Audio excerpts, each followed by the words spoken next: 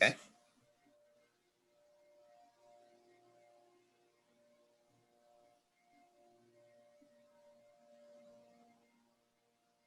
All right, well, good afternoon, everyone. 1 second, I'm going to admit a few more people here into the room. This is Barb Tyson, and I'd like to welcome you to another Salty Dog webinar. First off, we'd like to thank Hylas Yachts for their webinar sponsorship. It's thanks to Hylas that we've been able to keep our webinar fees low. And we'd also like to thank today's presenter, Jo Barnes, for sharing her knowledge with us. Jo is a Salty Dog Ocean Class sailor, and she also serves on the Salty Dog board. Before we get started, let's remember to keep muted and with video off. That'll help us keep things running smoothly. I have opened a chat box, and that's where you can type in any questions or any comments that you have for Jo. And of course, we are recording today's webinar, so I'll send the link out as soon as we have it uploaded. So let's go ahead and get started with today's webinar, First Aid at Sea, a Cruiser's Perspective. And it's all yours, Jo. Thank you. Good afternoon, everyone. And today we're going to talk about the cruiser's approach to medical issues. And we're looking at from a reactionary versus a proactive approach and how to mitigate risk and keep from avoid opening that first aid kit or making an emergency call. So we're going to talk about some risk management issues. We're going to talk about things that you might want to have with you on the trip and some other issues of crew and things that you want to consider while we're doing this trip. Okay, next slide.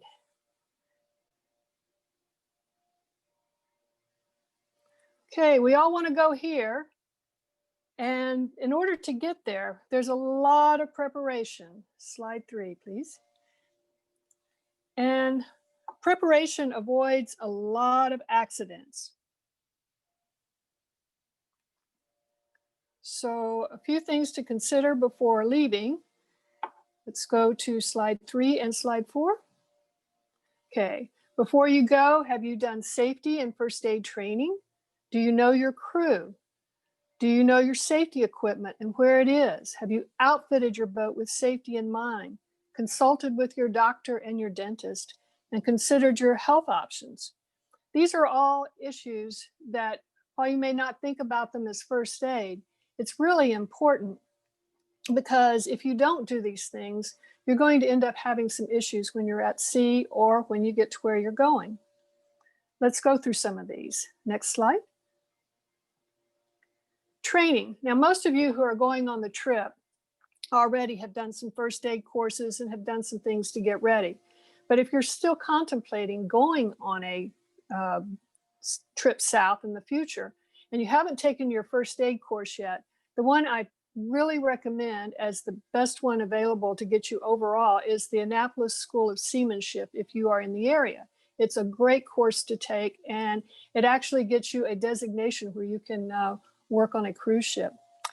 Then you can also go to the Red Cross. The Power Squadron First Aid course is also an excellent course to take. If you have the time and are going to be in far-flung places, Wilderness Medicine is also a very good course. It's a little pricey, but it could be well worth it if you are going to be in areas where you don't have medical care. And then also, when you can, take a Safety at Sea course. They offer a lot of options there too. Other things to consider on your boat is, have you done man overboard training with the crew you are taking? It's really important that you know how to retrieve someone and what to do when they get out of the water. And while you may be used to doing it with the other person on your boat, if you're double-handed, and this time you're taking crew, your crew might not know how your boat works or how the objects work to get people back on board or take place. So it'd be a good idea if you went out and did that. And you need to know how to rig your preventer. And in fact, do you have one? A preventer is really important to have to avoid head injuries, knocking people off the boat, and keeping everyone safe. It's particularly important at night, when everything goes wrong at night when you're at sea, to keep the boom in place when squalls come up. It will help with that as well? And does more than one person know how to rig the preventer? And if you have a downwind pole, do you know how to rig that? Does other people on the boat know how to rig that? That's another area where someone can get flung off the boat quite easily if they don't know how to do it. Another thing to think about is what is unique to your boat that your crew needs to know. Every boat is different. And even if you have experienced crew, when they come on board, they will want to know where your safety equipment is and how it operates and what's going on. That keeps everybody safe. And does everyone know where all the safety equipment's located? And does someone know how to use it? It's all well and good to go out and spend a lot of money on equipment, but if no one knows where it is or how to use it, it's quite useless in an emergency situation. On our boat, I'm the safety officer on the boat. And so it's my job to make sure I know where everything is located and be sure to tell everyone else where things are located and how it operates. Next slide, please. Okay, this is really important. Know and understand your crew and do it before you leave the dock. This can be critical to your trip. In fact, next to getting the boat ready to go, this may make or break your trip if it's not done properly. One of the first things to do is develop a medical questionnaire for them to complete and make sure it asks about chronic conditions, illnesses, past surgeries, medications they take, and allergies. This is really important because you have to decide what your risk tolerance is for having someone on board that has an issue. Just because someone has a chronic condition doesn't necessarily rule them out as a crew member, not at all. But you have to be aware that they have this and what can happen if something goes wrong, or if they don't have their medication, or if they lose their medication. Are you willing to take that on? So it's really important that you find out what's going on with your crew before they get on board and what you want to do in order to take them. If they take medications, do they have enough for the entire trip, including any delay? It's really important that if you're taking someone on board that has any kind of chronic condition like diabetes or heart issue or whatever, that they have enough medication so that you don't have to call for an emergency. I believe we ended up having a crew drop, medicine drop last year for someone because they lost their medication in an accident. Determine if the crew is medically, dentally, and psychologically fit to be on your boat. This is your call. And you need to know that before you go. And you say, well, what does that have to do with first aid or safety? It's because if someone becomes ill or has an issue that you don't really feel comfortable dealing with this, you can dismiss them as a crew member before you leave. I know it's hard to do sometimes, but it's better to deal with problems at the dock than when you get at sea and someone has a issue, a seizure or a problem, or didn't bring their meds, or brought more medication than they should have and has an issue with that. And would you actually be comfortable managing a chronic condition on board should it become necessary?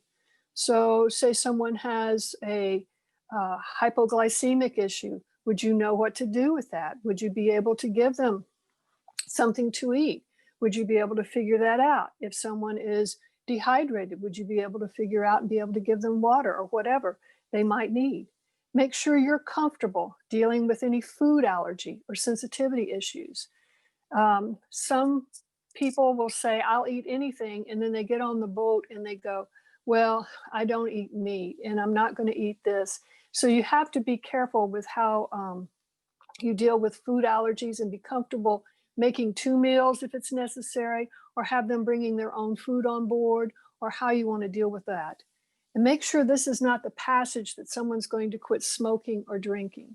If you're a non-smoking boat and you allow someone that is a smoker on board and they say they're going to quit, that might not be the best crew member for this particular trip. Next slide, please. Okay, now you need to go visit your healthcare professionals before you go. And I know in this environment, it's somewhat difficult because of the telemedicine and trying to figure out if it's safe to go to the doctor and that type of thing. But if you can be able to get a visit in, you should. Make sure you're healthy to go on passage so that you don't have any surprises before you go out. Work with your doctor to obtain prescription meds you may need or what you want in your first aid kit. And I'll have a slide that shows some prospective things to maybe ask your doctor about before you go. And most doctors, if they know that you're a sailor and what your situation is, they'll work with you in giving you the prescriptions that you might want. The ones that might be a little more difficult are pain meds, but generally for antibiotics or allergy medications or seasick meds or anything else, they're generally pretty comfortable in dealing with you on that. And check the countries you plan to visit to determine if any shots or meds are needed before you go. I think where you're going to Antigua and in the Bahamas, right now there's not any shots that you need to take as far as I know. Meds, I don't think there's any meds either that are specifically required for those countries right now that you might need. You do need to be aware that there is a dengue issue somewhat in some of the countries like Antigua and further south. So be aware of that. And visit your dentist before you go to make sure your teeth and gums are in good order. There's nothing worse than having a toothache on board. You can have a dental kit in your first aid kit that your dentist can help you with, or some of the companies that put out first aid kits do have dental kits that you can put in your kit. And while they won't take care of an entire problem, it will help you until you get to the islands. And there's a lot of good dentists in the islands as well. Next slide, please. And this is a really important thing. I know it's been being hammered into everyone in the advisories, but please make sure that you take care of your COVID protocols. There needs to be trust between you and your crew because your life could literally depend on it. Testing is no guarantee, but it's the best we have for now. So create your own quarantine bubble, wear masks, do social distancing, quarantine, take care of your personal sanitation, and be willing to make tough decisions when someone doesn't follow the rules. So be sure you review the Salty Dog protocols and please follow them. Next. Now this slide's a little small, but it gives you a list of things here. And since they're recording this, you can go back and look at it later, but these are some of the things, the typical things that you might want to have as far as medications go. And you would like an overall antibiotic. We chose amoxicillin for us, and also Bactrim. And seasick meds, you're going to have to experiment with those if you don't have one that you're comfortable with to see what you can do with them. A steroid, prednisone, is good to have for a bad inflammation. EpiPens, if someone has an allergic reaction to something. There is a generic one now that is not quite as expensive as the EpiPen. There's inhalers for asthma and breathing conditions, which you might want to keep. And burns, be sure and keep a big bottle of aloe vera gel. It's wonderful. But there's also a prescription medication called Silvadene that works wonders as well. And then there's a list over here of over-the-counter medications that you might want to consider. And it's always good to have some Sudafed, Tylenol, Benadryl, whatever, Neosporin in particular for cuts and scrapes and that type of thing. Okay, next. All right, so now you want to outfit your boat with safety in mind. Your first aid kit should be stocked for the length of time you're going to be away. It doesn't have to be real fancy, but it does need to contain some basic items, and you should have it for both major and minor incidents. I personally use adventure medical kits, but there's many on the market and you can develop your own. And I also add to it, for example, in my adventure medical kit for bone breaks and that type of thing, I've added SAM splints. Those are soft splints that you can use to everything from a finger to get them up to the size to do a leg. And they're very, very good, and they don't take up a lot of space.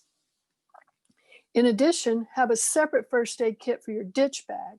And when you're setting up your ditch bag, don't forget to include your prescription meds, extra eyeglasses, your insurance cards, and meds your crew members might take. Put them in the ditch bag, and that way you'll have them in the inevitability in case something bad happens, which we hope that you'll never need. So, is the first aid kit easily accessible, and is there someone in charge of it?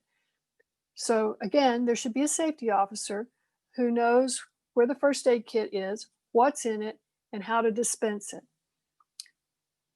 Have all your PFDs been tested and repacked? This is really important. Do you have spare cartridges? We don't want anybody falling overboard, and if we do, we want to be able to retrieve them. So part of first aid and safety is making sure everyone gets there alive and in good order. Have all your tethers been inspected? Are there plenty of attachment points on the boat so that when people move about the boat, they can move their tether quite easily? And there's a rule on most boats that once you're outside the cockpit, you have to have your life jacket and tether on and connected to your jack lines, which brings up the next one. Are they secure? And do you actually have jack lines? Please do get them if you don't, and have them set up. We did have an incident on our boat one time where someone didn't secure the jack line properly because he couldn't see exactly where the attachment point was. So he decided just to tie it. And that didn't really work that well. And we had to go back and fix that. Another thing that you need to do is check your steps going up and down your companionway to make sure that they aren't slick and that someone's going to fall. Do they need treads? A lot of different kind are available, and a lot of them are stick-on. So you can fix that problem quite easily. And do you have lee cloths for people to sleep in during the rough seas?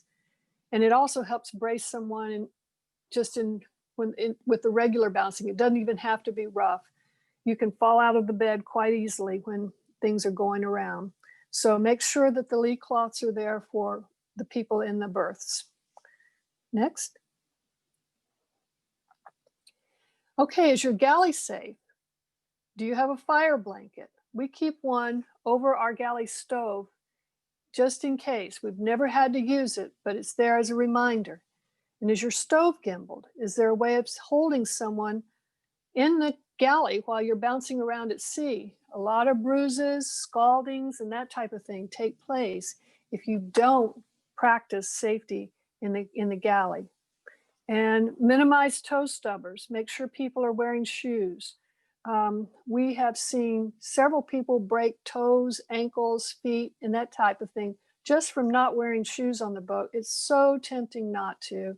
When the weather gets warmer, as you're heading south and you want to be out on deck, please still wear your shoes. And make sure everyone has their PFD, gloves, hat, tether, headlamp, and of course their shoes. Next.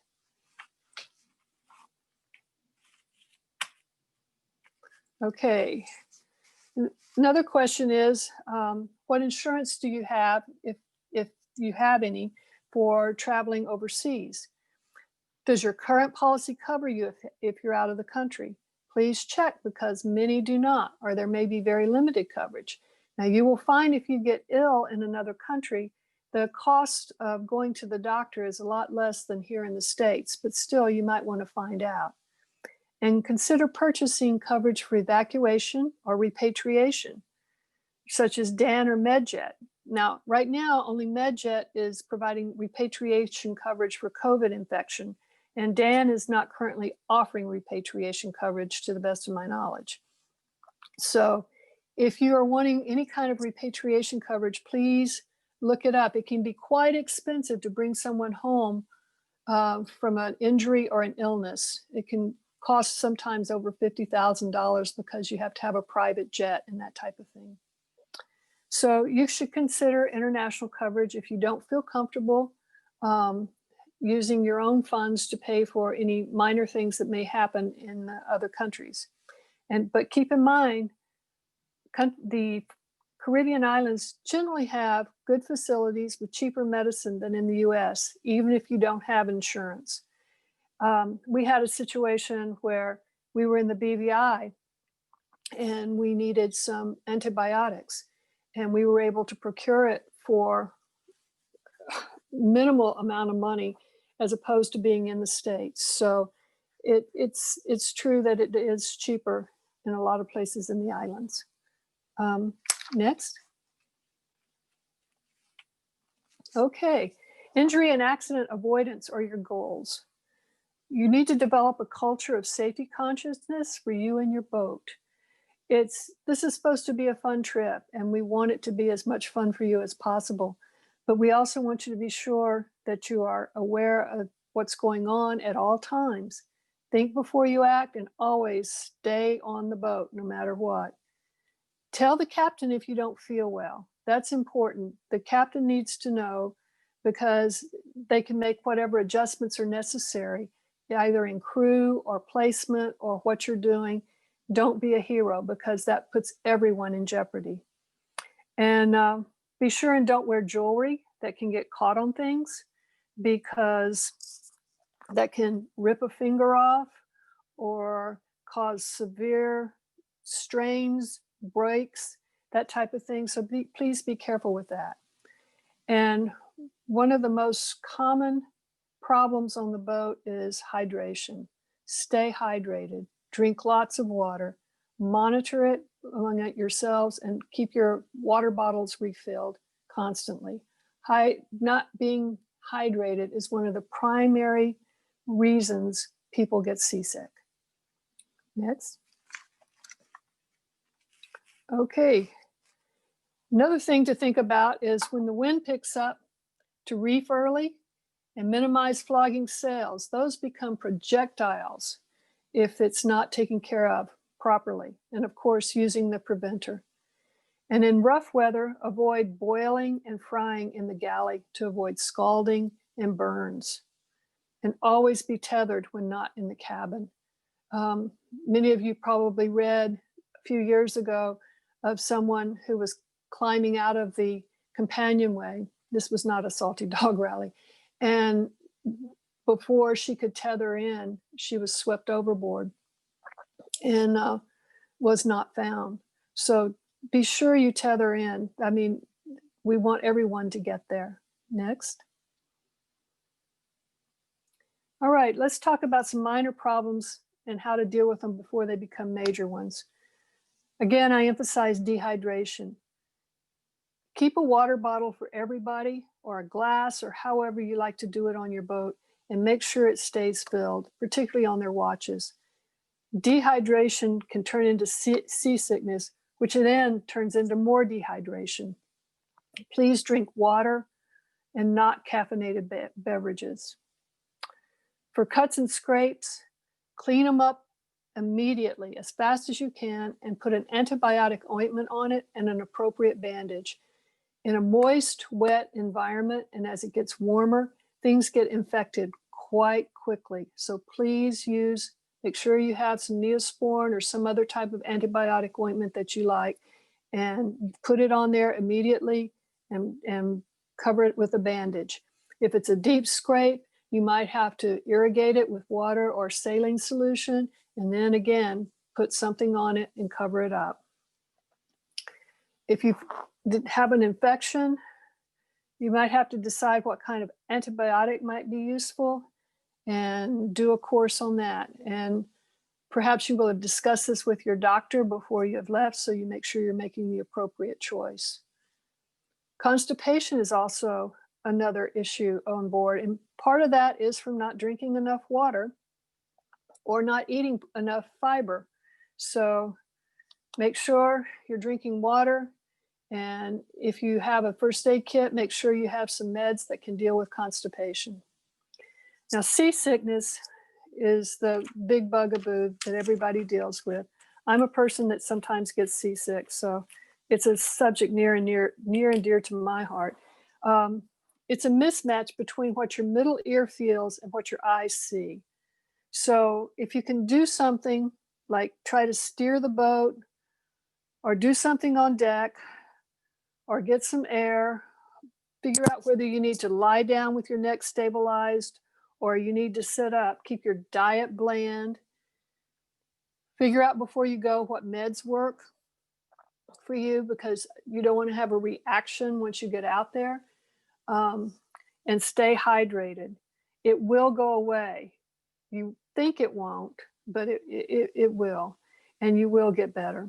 But you can minimize this also before you leave by not eating a lot of greasy food right before you go. Don't drink alcohol before you leave, and stay hydrated. And you might even want to start your meds if you're not using a patch and you're taking some type of medication. Start it a little bit before you go so that it has time to work. For burns, you want immediate care with those too, with either Silvadene or aloe vera. And I know aloe vera works. I had an incident on the boat one time where someone spilled hot coffee right on their legs and it immediately puffed up. And we put aloe vera on it constantly for several hours and the whole thing went away. It was amazing. And if the problem becomes major, well, it might be time for some guidance from afar. Next slide. Okay, this is where your communications come in. Make sure your satellite phone, your Iridium Go, whatever you're using for communication is working. And before you leave, program in telephone numbers that you might want to have. For example, if you are working with your doctor here in the States, make sure that phone number's in there, and for some place where they can direct call that doctor. And any other number, whether it's the Coast Guard, your family at home, make sure all those numbers and emails are in your communication system and ready to go. Now, your VHF and your SSB allow you to contact other boats in the vicinity, so you can may be able to get help from other boats if you are able to call them, and maybe they have some medication or a special type of bandage or something like that that you might need. So that's good to know who's near you at all times. Make sure you have the Coast Guard programmed in. So there's also commercial services you can use if you are feel like you may need them. You can contact any of these people. These are their websites, and see what kind of services they provide, their charges for doing that, and how often you can contact them and that type of thing. So there's ways to get guidance from afar, but the main thing is to get there safely in the first place so that we don't have to do that. Next. Also, the internet is full of informations, and so don't hesitate to use that. One of my favorite books that I keep, it's my little Bible for my first aid kit. It's The Comprehensive Guide to Marine Medicine by Eric Weiss and Michael Jacobs. They have written it with the mariner in mind. It is a wonderful guide. It goes from A to Z for every kind of illness, any kind of injury, and it tells you how to do it. And it talks to you in terms that you can understand as a layperson. So if you don't have one of these books, I would strongly urge you to think about it, because it is just, it's really wonderful. They're on Amazon if you need it. The other one I use is First Aid at Sea, recommended by the RORC. And that one's more in picture form. So if you don't have time to read or think you can't concentrate with the words, you can open this up to a section for what you're trying to deal with, and it does it a lot in pictures. So that's really good too. We also have the Dive and Travel Medicine Guide by Dan, and that is a really good book as well. But my go-to book is The Comprehensive Guide to Marine Medicine. So I highly, highly recommend that one. So anyway, look up websites for commercial medical services. You can always, Salty Dogs has information on their website. So be sure and fill yourself in for whatever issue that you may be thinking you might have. Okay, next. So it's easy to avoid problems and enjoy your trip. Know your crew, Work with them in advance. Make sure you're comfortable with their health situation before they get on board. Get some basic first aid training.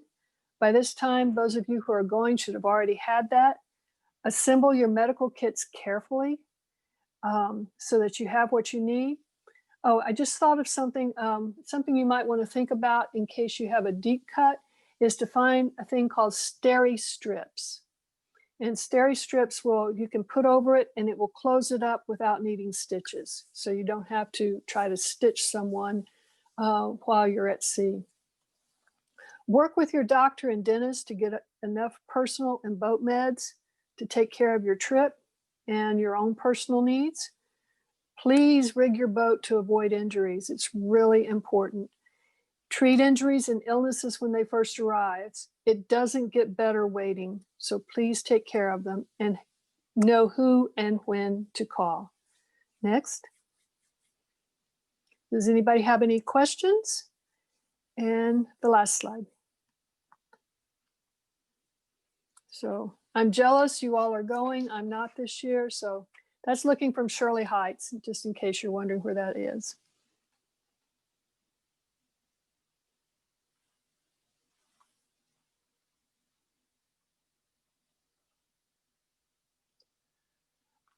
Please, for a sample medical questionnaire. I don't know if there's one on the Salty Dog site. I believe we have one. If you want to send us your email address, I can send it to you. And let's see, most environments can create ear issues. Yes, get your ears checked if you do have ear susceptibility issues, and make sure you have some meds for that, earache meds, and be able to clean out the dry ears drops if you have them. And that's, Barb, do you see any other questions?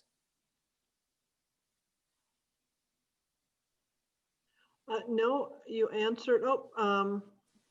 Yeah, Jim Silvadene works great. It's a miracle drug. It's wonderful.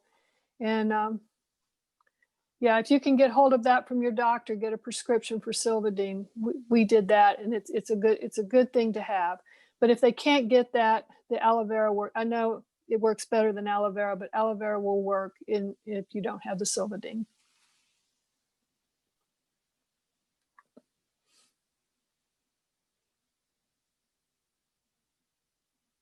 Anyone else have any questions for Joe? Thank you.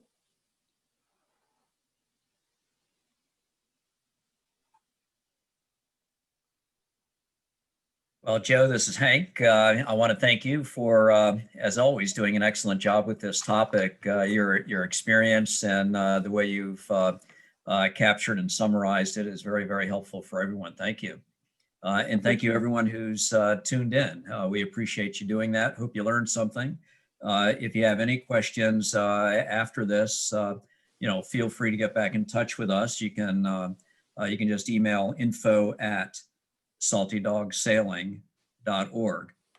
And, that's, we'll get back to you with any of the questions that you have. And Joe, I see one more has come up here. Yeah.